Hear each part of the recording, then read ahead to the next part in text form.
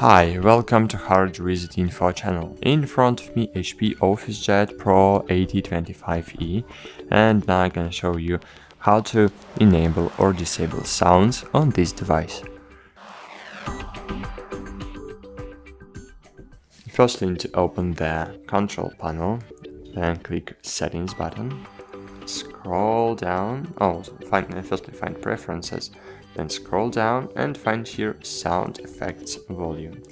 And here you can see mute. So if you click mute, so you will don't hear the sound effects, or you can choose one of these parameters, so soft sound effects, normal sound effects, or loud sound effects.